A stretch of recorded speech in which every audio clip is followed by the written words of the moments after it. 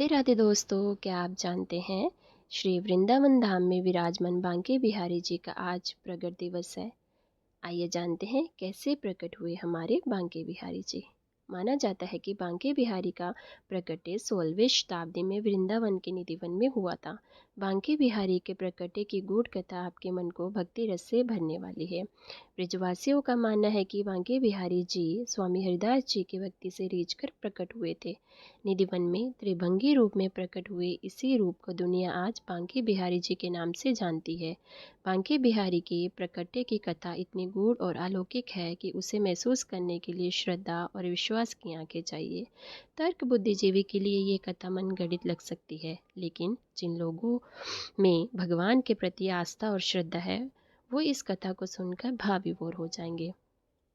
बांके बिहारी जी के प्रकटे की ये कथा संगीत सम्राट तानसेन के गुरु स्वामी हरिदास जी से जुड़ी हुई है। ब्रजवासियों का मान्यता है कि स्वामी हरिदास जी श्री कृष्ण और राधा रानी की अष्ट सखियों में से एक ललिता रानी के अवतार थे। मान्यता है कि द्वापर काल की समाप्ति पर श्री कृष्ण जी ने ललिता रानी को कलयुग के प्रथम चरण में हरिदास जी के रूप में अवतरित होने का वरदान दिया था। जब द्वापर युग का अंत हो रहा था तो ललिता रानी ने श्री कृष्ण जी से कहा कि मैंने सखी रूप में आपकी सेवा की है और मैं आगे भी आपकी भक्ति कर आपकी सेवा करना चाहती हूँ। तो श्री कृष्ण जी ने उन्हें वरदान दिया कि आप हरिदास जी के रूप में जन्म लेकर मुझे बांके बिहारी के रूप में प्रकट करेंगे। कलयुग आया, हरिदास जी का जन्म हुआ और हरिदास जी बचपन से ही कृष्ण भक्ति में डूबे रहते थे।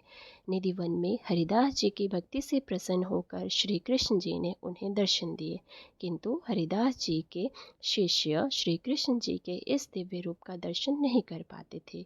तो अपने शिष्यों के आग्रह करने पर हरिदास जी ने श्री कृष्ण जी के आगे अपने शिष्यों की अर्जी लगाई। तो श्री कृष्ण जी ने राधा रानी के साथ विग्रह रूप में प्रकट हुए और उन्हें दर्शन दिए। तो हरिदास जी ने कहा कि मैं आपके भोग और वस्त्र आदि की व्यवस्था तो कर सकता हूँ, लेकिन राधा रानी के लिए वस्त्र और आभूषण कहाँ से लाऊंगा। भक्त हरिदास की इस दुविधा को दूर करने के लिए श्री कृष्ण जी और राधा जी एक ही विग्रह में अंतर्ध्यान हो गए और इसी विग्रह को आज दुनिया बांके बिहारी के नाम से जानती है। राधे राधे।